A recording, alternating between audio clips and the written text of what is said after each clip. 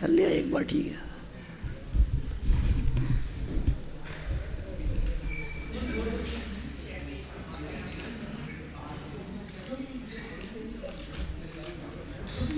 परम भाव प्रकाशक नए चक्र में अपना जो ये प्रकरण यहाँ चल रहा है, इसमें कल तक हमने भेद प्रभेदों और उसके संदर्भ में कुछ एक प्रश्नों की चर्चा की है।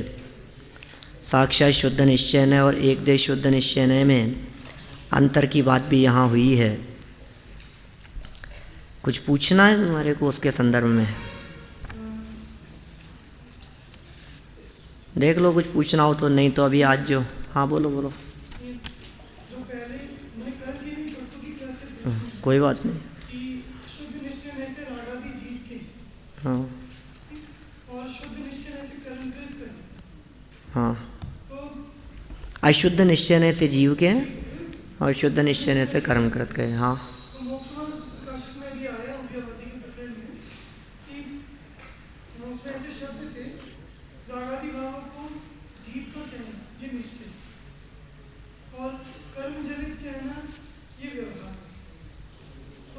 अशुद्ध निश्चय से जीव का है।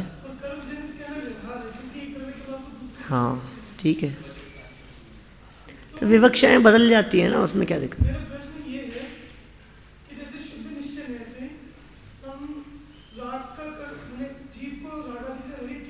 ठीक है, और राग का कर्तृत्व कर्म के ऊपर दे रहे हैं। भाई देखो अलग अलग आचार्य है ना, तो सब आचार्य एक ही दृष्टिकोण से कथन करें, ये अपेक्षा क्यों रखते हो?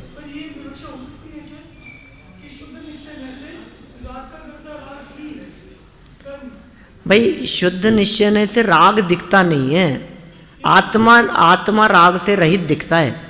शुद्ध निश्चय से, एक देश शुद्ध निश्चय से भी आत्मा राग से रहित ही दिखेगा। उसमें जो आत्मा में जो शुद्धता का अंश है, उस शुद्धता के अंश के आधार पर पूरी वस्तु को शुद्धि देखा गया है। तो वहाँ राग कहाँ दिखाई दे रहा है? राग यदि दिखने लगे तो अशुद्ध निश्चय नहीं हो जाए। चक्कर तो ये है ना कि उसी पोजीशन में निगाह में राग आ रहा है क्या? यदि निगाह में राग आ रहा है तो अशुद्ध हो जाएगा। आपकी देखो, जिस निगाह में शुद्धता है वो निगाह शुद्धता से परिपूर्ण है। जिस निगाह में अशुद्धता आ गई, पर्याय के पास में जगह ही इतनी है, या तो वो शुद्धता को रखेगी या अशुद्धता को रखेगी अपने में। जिस पर्याय में अशुद्धता आ गई वो अशुद्ध निश्चय हो गया, अशुद्धि लक्ष्य में आ गई। जिस पर्याय में शुद्धता लक्ष्य में आ रही है तो अशुद्धता लक्ष्य में नहीं आएगी। तो एक देश शुद्ध निश्चय भले एक देश शुद्ध निश्चय तो हमने इसलिए कहा है कि प्रैक्टिकली पोजीशन तो ये है कि उसके राग मौजूद है और अंदर में वितरागता भी प्रकट हुई है, ये तो है वस्तु स्थिति। लेकिन दृष्टि उस जीव की शुद्धता पर है, इसलिए शुद्ध निश्चय लागू होगा वहाँ। अशुद्धता होते हुए भी उस छद्मस्त ज्ञानी जीव के वो अशुद्धता गौण है। तो अब अशुद्धता गौण है का मतलब जीव शुद्ध दिखाई दे रहा है, तो फिर साहब फिर उस अशुद्धता को किसके खाते में डालो? बोले मेरे खाते में नहीं है, दूसरे के खाते में डाल दो उसको। ऐसा कह के उसको कर्म के खाते में डाल दिया। राग का कर्ता रागी है तो निश्चय का कथन कह सकते हैं अपन। और कौन से निश्चय का वही प्रश्न खड़ा होता है, क्योंकि अभेद देखोगे ना। इसलिए कुल मिलाकर के बात यह, राग की चर्चा ही मत करो। क्या राग का कर्ता राग कहा ना, इसको जो निश्चय ने कहा है वो भेदों में मत तलाशो। इसको कहो यथार्थ कथन करना सो निश्चय। जैसे पुद्गल का कर्ता पुद्गल है, ऐसा जो वस्तु है उसका कर्ता कर्म आदि अभेद बताना, ये निश्चय ने का कथन कहा था ना। हाँ, ये जो नागसेनाचार्य का कथन था शायद, तो वो उन्होंने स्पष्ट कहा था जो वस्तु है उसका कर्ता धर्ता उसी को कहना निश्चय, और पर को कहना ये व्यवहार। तो राग का कर्ता किसे कहें कि राग का कर्ता राग को कहो तो निश्चय, राग का कर्ता आत्मा को कहें तो भी निश्चय है, क्योंकि राग आत्मा की ही पर्याय में है। इसलिए राग का कर्ता राग को कहें वो भी निश्चय है। दोनों ही कथन निश्चय के हैं। और यदि भेद देखेंगे हम इसमें तो फिर व्यवहार लागू हो जाएगा। हाँ, इसमें अभेद सो निश्चय वाली परिभाषा लागू होगी। राग, जिस राग को जिस राग का कर्ता कहा है वहां दो अलग अलग राग नहीं है, तो अभेदता हो गई ना। उसी राग की उसी राग के साथ में अभेदता, ये निश्चय नहीं का कथन है। हाँ,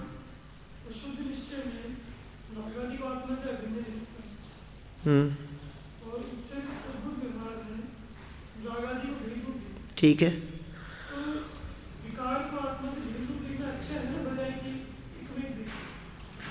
बस दृष्टि भेद पर है, अच्छे बुरे का सवाल नहीं है। नए जो हैं, जो भी हैं, ये नए अच्छे बुरे की अपेक्षा नहीं रखते, बस दृष्टि एंगल है देखने का। अच्छे बुरे की कल्पना क्यों करते हो उनमें? यदि अलग अलग नयों से अलग अलग बातें देखी गई है तो कौन सी अच्छी और कौन सी बुरी? वो जो जन्मांध सिंदूर विधानम जो एग्जाम्पल दिया है उसमें कौन से की विवक्षा अच्छी है और कौन से की खराब है? अच्छे बुरेपन का सवाल ही नहीं होता। वस्तु में अनंत नए हैं, अनंत नयों में से कुछ नए तो खराब होंगे और कुछ नए अच्छे होंगे, ऐसा कोई बात नहीं। तो इसीलिए जब वेद विज्ञान की तरफ जब बढ़ते हैं तो उन दो नयों को गौण कर देते हैं।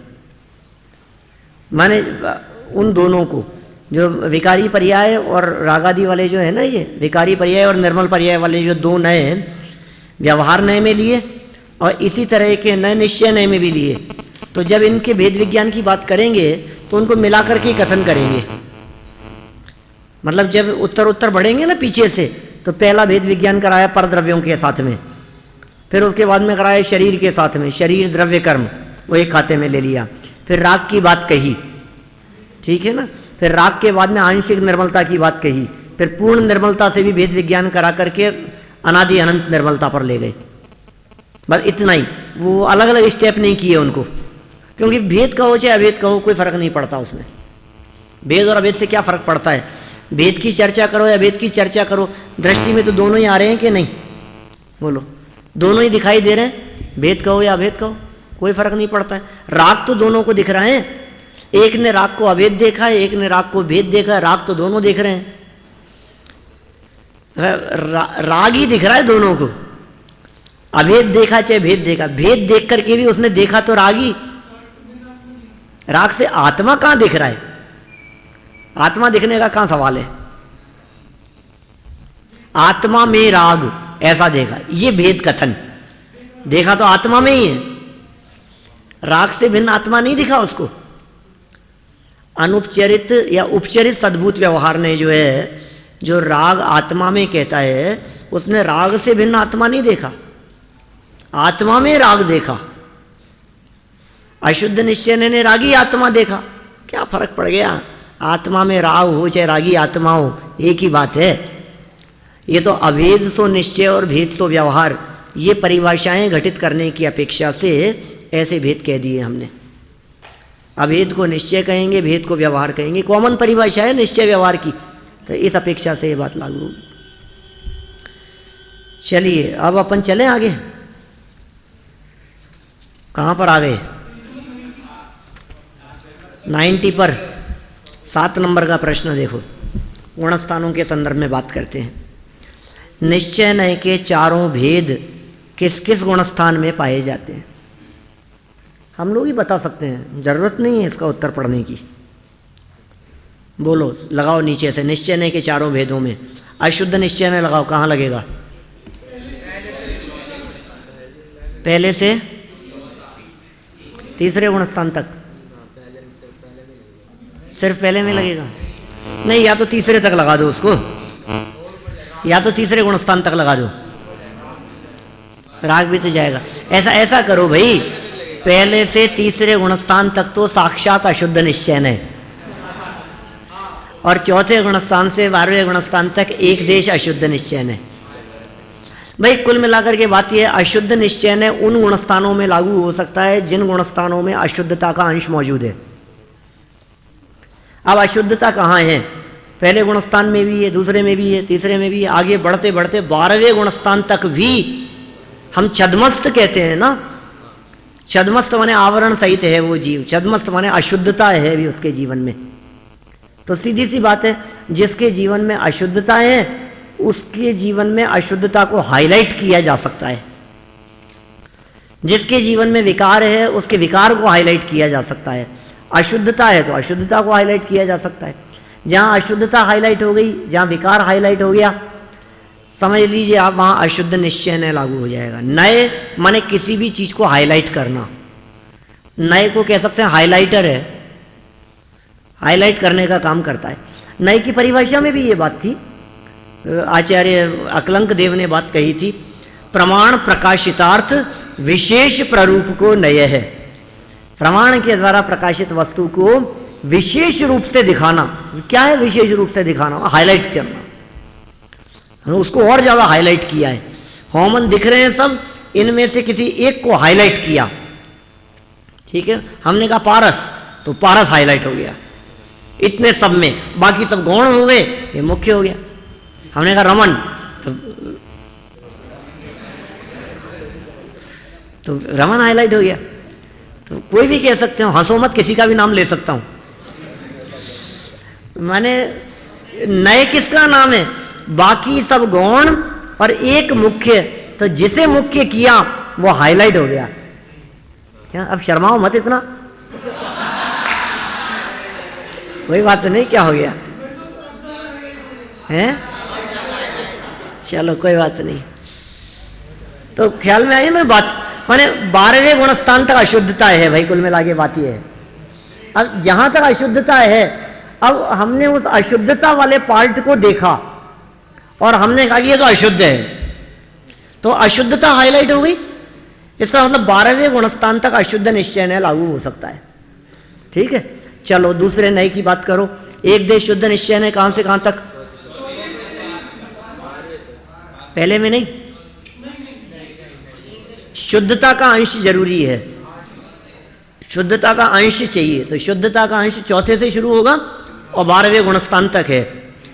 माने अंश की बात कर रहे हैं इसलिए क्योंकि ऊपर देखेंगे तो शुद्धता का अंश नहीं है, शुद्धता की पूर्णता है। जहां शुद्धता की पूर्णता है वो साक्षात में चला जाएगा। साक्षात शुद्ध निश्चय नय के गुणस्थान 13वां 14वां गुणस्थानातीत सिद्ध भी शामिल होंगे साक्षात शुद्ध वाले में, है ना। और श्रद्धा की अपेक्षा चौथे गुणस्थान से लागू हो जाएगा, क्षायिक सम्यक्त्व की अपेक्षा से। इसलिए साक्षात शुद्ध निश्चय नय कौन से गुणस्थान में लागू होता है, यह बात देखने के लिए आपको बताना पड़ेगा चौथे गुणस्थान से लेकर सिद्धावस्था तक। और फिर खोल दो उसको, स्पष्टीकरण तो देना ही पड़ेगा आपको। चौथे से 12वें को इसमें क्यों शामिल किया? क्योंकि उसमें साक्षात शुद्धता प्रकट हो गई है। क्षायिक भाव, क्षायिक भाव की अपेक्षा से साक्षात शुद्धता वहां है। अब कौन सा बच गया? ये कहां लगेगा? सब में। सव्वे शुद्धाऊं शुद्ध नया, वो कौन सा शुद्ध नय है? परम शुद्ध निश्चय नय।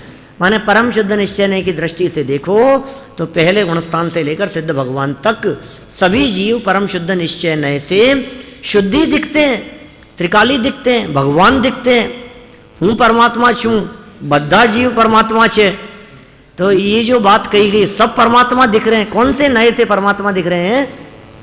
परम शुद्ध निश्चय नय से परमात्मा दिख रहे हैं। एक ही विवक्षा है, बोलो।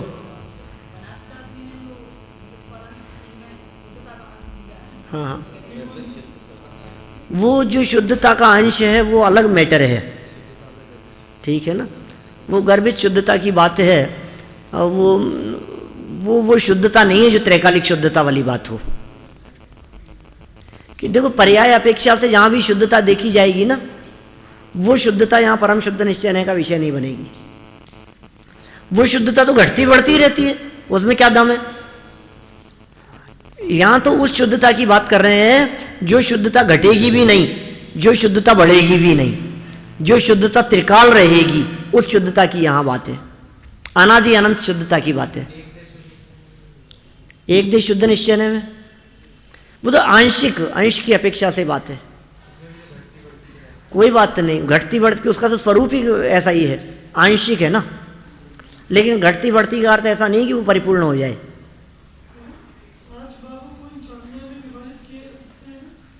पांच भावों को कर लो, हाँ ठीक है, ठीक है, कोई दिक्कत नहीं। हाँ हाँ, आंशिक देखो, आत्मा में तो पूरी शुद्धता है, इसलिए उसको नहीं लिया अशुद्ध निश्चय में। कहने में कह सकते हो, अभी अरहंतों में यदि आपको अशुद्ध निश्चय ने यदि घटित करना हो अरहंत भगवान में, तो आप कह सकते हो। किस आधार पर कहोगे कि अभी संसार दशा है, अभी औदैहिक भाव है, अभी असिद्धत्व दशा है, अभी योगों की चंचलता है, इन सब अपेक्षाओं से कह दो कि अशुद्ध निश्चय ने लग जाएगा। किंतु ध्यान रखना, आगम में कहीं ऐसा उल्लेख नहीं है, एक बात। दूसरी बात, ये आगम में उल्लेख क्यों नहीं है, ये विवक्षा बन सकती है ना, क्यों नहीं बनाई? उसका कारण ये है कि जिसे आप अनेक प्रकार की विवक्षाएं कह रहे हो, वस्तुतः वो विवक्षा आत्मा पर घटित होती ही नहीं है। क्या वो आत्मा तो पूरी तरह से शुद्धि हो गया है उनका। अब ये जो अशुद्धता आप बतला रहे हो, ये अशुद्धता तो संयोग जनित है। शरीर है, नाम कर्म है, योग चंचलता दिखाई दे रही है, ठीक है ना, आयु कर्म मौजूद है, असिद्धत्व नाम का औदैहिक भाव है, ये सब तो बाहर ही है ना। अंदर में आत्मा में क्या अशुद्धि है? तो आत्मा तो पूर्ण शुद्ध है। तो जहां आत्मा पूर्ण शुद्ध है वहां साक्षात शुद्ध निश्चय में लागू हो गया। आत्मा में अशुद्धि नहीं है, इसलिए जब अशुद्धता का अंश आत्मा में मौजूद ही नहीं है, मतलब आत्मा के कौन से गुण में अशुद्धि है ये बताओ, जिसको अपन हाईलाइट करके अशुद्ध निश्चय ने लगाएं। अरहंत भगवान के आत्मा के कौन से गुण में अशुद्धि है? किसी भी गुण में अशुद्धि नहीं है, तो फिर कैसे अशुद्ध निश्चय ने लगाओगे वहां? तो अरहंतों में अशुद्ध निश्चय ने लगाने का हेतु तो संयोगों से देखना है, ठीक है ना। असिद्धत्व औदैहिक भाव का उदय चल रहा है, इसलिए हमने कह दिया। इसलिए अभी जैसा कथन किया ना 4-5 भाव के संदर्भ में कि औदैहिक भाव को अशुद्ध निश्चय में ले लो, तो अरहंत भगवान के औदैहिक भाव चल रहा है, इसलिए अशुद्ध निश्चय ने घटित कर दो वहां। और आंशिक शुद्धता भी नहीं कह सकते अरहंतों के। आंशिक शुद्धता तो तभी कही जाएगी ना कि किसी गुण में पूर्णता नहीं हुई हो। इसलिए वस्तुतः तो अनंत भगवान के भी अनंत गुण प्रकट हो गए हैं। क्या कहेंगे प्रतिजीवी गुण है क्या, ये तो बताओ। कुछ भी तो नहीं है। हाँ,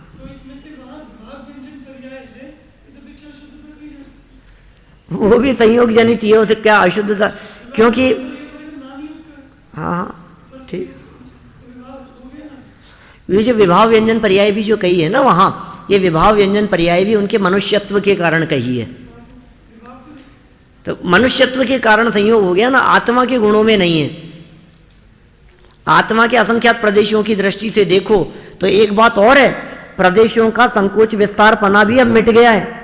यद्यपि वो अटल अवगाहना जिसे कहते हैं अपन सिद्ध दशा में होगी अवगाहना की अपेक्षा से, लेकिन चूंकि अब पर्याय दूसरी नहीं बदलेगी तो आत्म प्रदेशों का संकोच विस्तार पना नहीं होगा।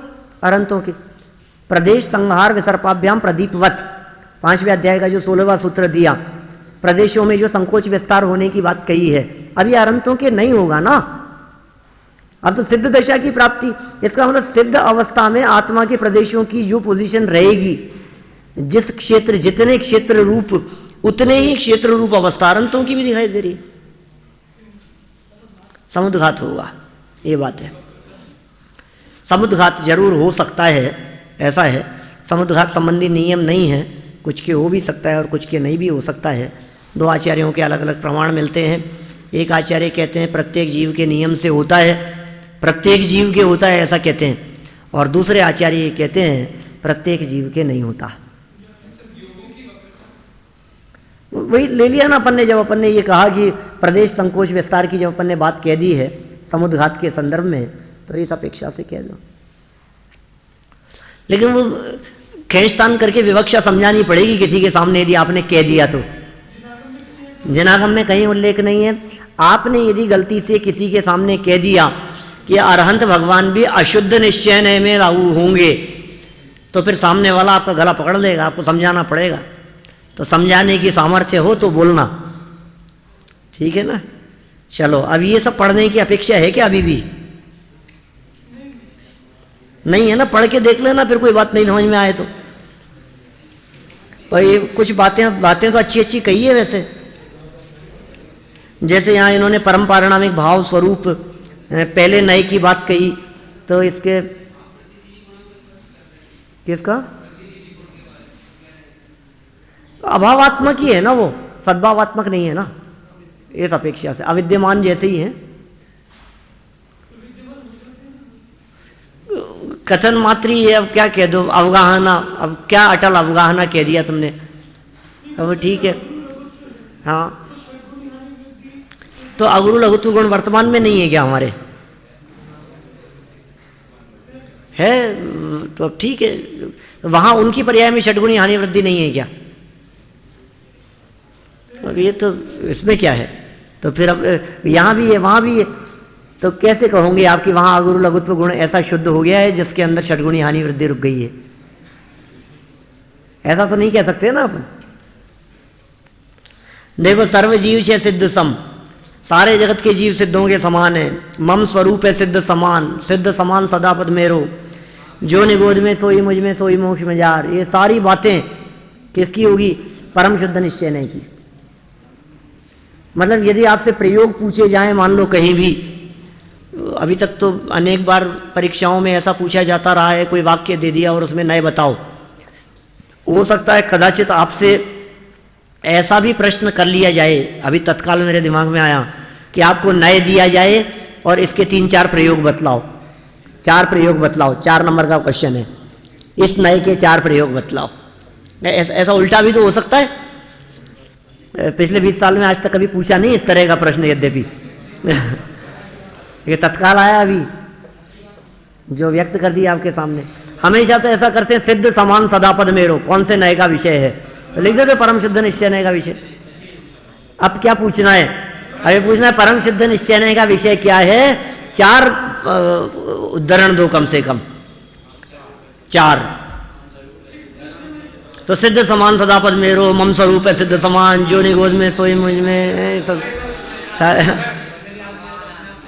हाँ, कुछ भी, बहुत जगह मिल जाएगी इस तरह की बातें। चलो, ये सब हो गया। ये अ वाला पार्ट पूरा कर दिया मैंने, ठीक है। ब वाले पार्ट में आ जाओ। शुद्ध निश्चय ने, मतलब साक्षात शुद्ध निश्चय ने किसका नाम है, कौन से गुणस्थानों में लागू होगा? तो इन्होंने कह दिया क्षायिक सम्यक दर्शन की अपेक्षा से चौथे में भी पाया जाता है, इसी अपेक्षा से उसको दृष्टि मुक्त कहते हैं। दृष्टि की अपेक्षा से तो वो सिद्ध जैसा हो ही गया है, मुक्त हो ही गया है, चौथे गुणस्थान वाला। तो इस तरह से क्षायिक सम्यक्त्व की अपेक्षा से उसको सिद्ध मानना, ये इस नए का विषय है, और इस अपेक्षा से ये चौथे गुणस्थान से सिद्ध भगवान तक घटित हो जाता है। आगे नेक्स्ट पॉइंट, एक देश शुद्ध निश्चय ने कहाँ से कहाँ तक लगेगा? चौथे गुणस्थान से लेकर 12वें गुणस्थान तक समझना चाहिए, क्योंकि इसकी परिभाषा क्या है? मुक्ति मार्ग। अब समझ लो आप, एक कारण ये भी हो सकता है अरहंत भगवान में एक देश और अशुद्ध निश्चय ने नहीं लगाने का। अभी जो चर्चा चल रही थी अपनी, एक हेतु हम ये भी कह सकते हैं कि एक देश शुद्ध निश्चय ने मोक्ष मार्ग के साथ में अभेदता देखता है। अब अरहंतों को मोक्ष मार्ग ही नहीं कहते, शास्त्रों में आगम में जहाँ जहाँ भी मोक्ष मार्गियों का कथन आएगा, 4 से 12वीं तक मोक्ष मार्ग है। तो अरहंत भगवान मार्ग में नहीं है ना, और मार्ग के साथ में अभेदता होगी तो एक देश शुद्ध निश्चय नहीं कहलाएगा। अब मार्ग ही नहीं है तो आप ऐसा कैसे कह सकते हो? ठीक है, देखो फिर आगे चलते हैं अपन। ये हो गया सब, इसमें कोई विशेष बात नहीं है। एक देश पर्यायों के साथ में अभेदता की बात कही है इसमें। इसका कथन पढ़ लेते हैं अपन, वृहद द्रव्य संग्रह का 92 पेज पर देखो, यहां से पढ़ता हूं। 92वें पेज पर 4थी लाइन। अब कर्तृत्व के विषय में नए विभाग का कथन करते हैं। मिथ्या दृष्टि जीव का पुद्गल द्रव्य के पर्याय रूप आश्रव, बंध, पुण्य और पाप पदार्थों का कर्तृत्व अनुपचरित असद्भूत व्यवहार नए से, ठीक है ना, क्योंकि वो सब परद्रव्य है। पुद्गल द्रव्य के पर्यायगत लिखा है ना, तो पुद्गल द्रव्य की पर्याय वाला आश्रव, पुद्गलों का परिणमन रूप बंध, इसी तरह से पुण्य पाप और पुद्गलों के रुकने और पुद्गलों के छूटने संबंधी संवर निर्जरा और पौद्गलिक कर्म प्रकृतियों से सदा के लिए छूटने रूप मोक्ष, वो भी सब शामिल किया जा सकता है इसमें। अनुपचरित असद्भुत व्यवहार नए का विषय है। और जीव भाव पर्याय रूप आश्रव, बंध, पुण्य व पाप पदार्थों का कर्तृत्व अशुद्ध निश्चय नए से, क्या ये सब अशुद्ध निश्चय नए से होगा। सम्यक दृष्टि जीव को भी द्रव्य रूप संवर, निर्जरा और मोक्ष पदार्थों का कर्तृत्व अनुपचरित असद्भुत व्यवहार नए से है। यह भी बताया नहीं है, अपन ने पढ़ा भी नहीं है। अनुपचरित असद्भुत व्यवहार ने क्या होता है, उसका स्वरूप क्या होता है, ये कोई बातें हमने नहीं देखी है। और जीव भाव पर्याय रूप संवर, निर्जरा व मोक्ष पदार्थों का कर्तृत्व विवक्षित एक देश शुद्ध निश्चय नय से है। परम शुद्ध निश्चय नय से तो हे योगी, परमार्थ से यह जीव उत्पन्न नहीं होता, मरता नहीं है, बंध और मोक्ष करता नहीं है, इस प्रकार जिनेंद्र कहते हैं। बोलो कितने नए बतला दिए यहाँ। एक देश शुद्ध निश्चय ने कह दिया, अशुद्ध निश्चय ने कह दिया, परम शुद्ध निश्चय ने कह दिया, और व्यवहार के कुछ नए बतलाए। तो अशुद्ध निश्चय ने कैसे घटित किया, अशुद्ध निश्चय ने कैसे लागू होगा, कौन से राग द्वेष की बात करी, कौन से आश्रवबंध की बात करी, जीव के भाव रूप राग द्वेषों की बात करेंगे।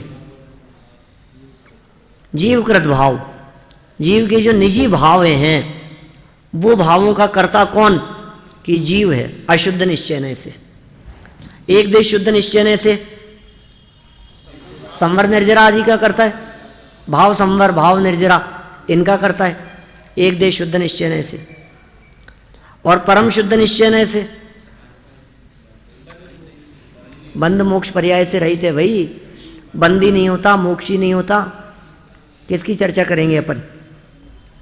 नवी उपज्जय नवी मरे, ये गाथा थी ना पीछे, नवी उपज्जय नवी मरई, बंधु न मोक्ष करई, जीव परमिथे जिया जिणवरु ये वणेऊ।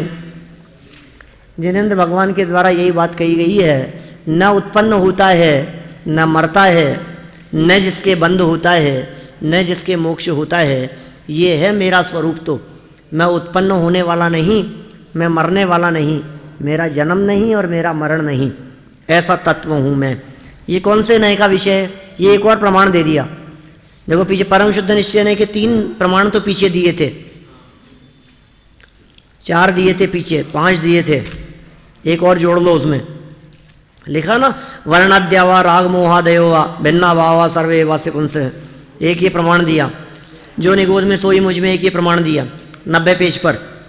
सिद्ध समान सदापद मेरो, ये भी कहा। मम स्वरूप है सिद्ध समान, ये कहा। सर्वजीव है सिद्ध सम, ये कहा। 5 बातें हो गई। और एक बात ये नवी उपज्जय नवी मरई, ठीक है ना, ये भी वहां का उल्लेख। पर योगसार की गाथा है, ये परमात्मा प्रकाश की है। देखो इस वचन से जीव को बंध और मोक्ष नहीं है। 92 पेज पर बीच में आ जाइए, 92 पेज पर बीच में। पूर्वोक्त विवक्षित एक देश शुद्ध निश्चय को आगम भाषा में क्या कहते हैं। एक देश शुद्ध निश्चय को आगम भाषा में क्या कहा है, ये बहुत सुंदर है ये बात।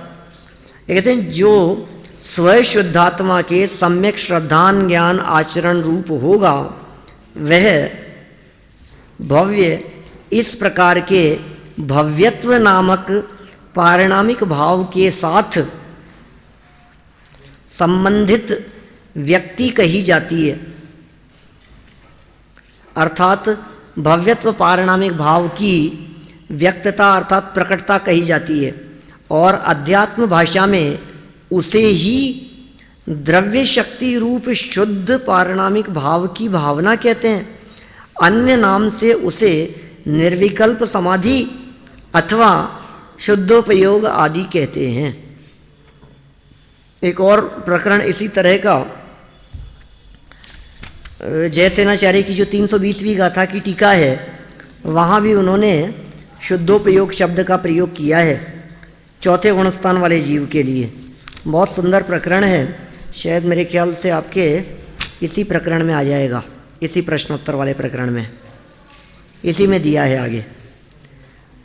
माने ये जो औपशमिक शायिक शायोपशमिक सम्यक दृष्टि जीव जो हैं वो जीव उसको अध्यात्म भाषा में शुद्धोपयोग कह करके पुकारा जाता है, ऐसी चर्चा है वहाँ।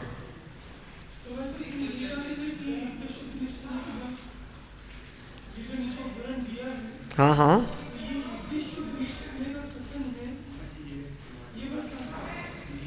ये लिखा ना इन्होंने, पूर्वोक्त विवक्षित एक देश शुद्ध निश्चय को आगम भाषा में क्या कहते हैं?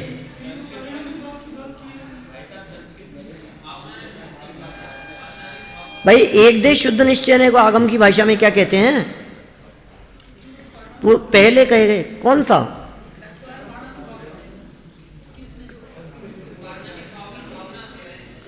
नहीं, देखो, भव्यत्व नामक पारिणामिक भाव के साथ संबंधित व्यक्ति की चर्चा कर रहे हैं ना, उसके व्यक्तता की बात कर रहे हैं, ध्रुव की बात नहीं है। ध्रुव के अवलंबन से उत्पन्न हुई परिणति की चर्चा है। देखो वापस क्या कह रहे हैं, नीचे से चौथी लाइन, भव्यत्व नामक पारिणामिक भाव के साथ संबंधित व्यक्ति, अर्थात भव्यत्व पारिणामिक भाव की व्यक्तता अर्थात प्रकटता। भव्यत्व भाव की प्रकटता चौथे गुणस्थान में हो जाती है, ठीक है ना। माने भव्यपना उसका घटित हो गया कि अभी ये जीव भव्य है नियम से, ये सिद्ध हो गया। आगे ऊपर तो भव्यत्व भाव का अभाव कहा, जीव भव्य भव्यत्वानीच्य, ऐसा कहकर के जीवत्व भव्यत्व अभव्यत्व, ये तो पारिणामिक भाव के भेद कहे। फिर उन्होंने भव्यत्व आदि क्या कहा वहाँ, पारिणामिक भाव का अभाव कहा, औपशमिक आदि भव्यत्वानाम च, ऐसा औपशमिक आदि भव्यत्वानाम च ऐसा कहकर के वहाँ अभाव बतलाया है। आगे सिद्ध दशा में अरंत दशा में उसका अभाव हो गया है। देखो एक पॉइंट और है ये अंतिम, अशुद्ध निश्चय न। अच्छा, ये गुणस्थान नहीं बतलाया अभी, इसमें बता दिया क्या? पहले ही बता दिया जहाँ प्रकरण शुरू किया था, चौथे से 12वें तक। फिर अशुद्ध निश्चय ने प्रथम गुणस्थान से 12वें गुणस्थान तक वर्तता है, जैसा कि बृहद द्रव्य संग्रह की 34वीं गाथा की टीका में कहा है। मिथ्या दृष्टि मिथ्यात्व गुणस्थान से लेकर क्षीण कषाय गुणस्थान माने 12वां गुणस्थान तक ऊपर ऊपर मंदपना होने से तारतम्य से अशुद्ध निश्चय ने वर्तता है। उत्तर उत्तर हीन होता हुआ अशुद्ध निश्चय ने वर्तता है, तारतम्य से वहां तक पाया जाएगा। फिर बहुत सुंदर प्रश्न उठाया है इन्होंने, आगे पढ़ लें। साधक के शुद्धोपयोग में तो एक देश शुद्ध निश्चय ने कहा था, और यहाँ 12वें गुणस्थान तक अशुद्ध निश्चय ने बताया गया है। क्या शुद्धोपयोग में भी अशुद्ध निश्चय ने घटित होता है? कैसी बात कर रहे हो? जिस जीव की शुद्धोपयोग है, जो आत्मा में रमण करते हैं, आप उनको कह रहे हो अशुद्ध। शुद्धोपयोग में अशुद्ध निश्चय ने कैसे घटित कर रहे हो? ये शंकाकार की शंका है। कहा हाँ होता है, और जवाब क्या होगा? अशुद्धता को हाईलाइट, यह भाव मिश्र रूप है, अशुद्धता हाईलाइट करोगे अशुद्ध निश्चय न लगेगा। देखो हाँ होता है, क्योंकि साधक का शुद्धोपयोग क्षयोपशम भाव रूप है। क्षयोपशम भाव में एक देश शुद्ध निश्चय न एवं अशुद्ध निश्चय न ऊपर घटित कर ही आए हैं, क्षयोपशम भाव में दोनों। अतः यहाँ विशेष कथन अपेक्षित नहीं है। इसी प्रकार का प्रश्न बृहद द्रव्य संग्रह गाथा 34 की टीका में भी उठाया गया है। वहाँ जो उत्तर दिया गया है उसे उन्हीं की भाषा में देखिए। नीचे देखो प्रश्न उठाया है, नीचे 3 लाइन है। शंका, अशुद्ध निश्चय नय में मिथ्या दृष्टि आदि गुणस्थानों में 3 उपयोगों का व्याख्यान किया है। वहाँ अशुद्ध निश्चय नय में शुद्धोपयोग किस प्रकार घटित होता है? समाधान, शुद्धोपयोग में शुद्ध बुद्ध एक स्वभावी निजात्मा ध्येय होता है। इस कारण शुद्ध ध्येय वाला होने से, शुद्ध अवलंबन वाला होने से और शुद्धात्म स्वरूप का साधक होने से अशुद्ध निश्चय नय में शुद्धोपयोग घटित होता है। अशुद्ध निश्चय नय तो है ही, मतलब यहाँ अशुद्ध निश्चय नय की बात नहीं कर रहे। अशुद्ध निश्चय नय तो बतला दिया 12वें गुणस्थान तक है। अब वो 12वें, तो कोई व्यक्ति ये सोचे कि 12वें तक अशुद्ध निश्चय नय है तो फिर 12वें तक शुद्धोपयोग नहीं होगा। शिष्य यदि सामने वाला ऐसा समझे कि 12वें गुणस्थान तक यदि अशुद्ध निश्चय नय कहा गया है तो फिर वहाँ तक शुद्धोपयोग नहीं है। इसलिए कुछ लोग ऐसा कहते हैं कि वो यथाख्यात चारित्र होगा तो शुद्धोपयोग होगा। वो शुद्धोपयोग ही वहाँ से मानते हैं, उससे पहले शुद्धोपयोग नहीं मानते।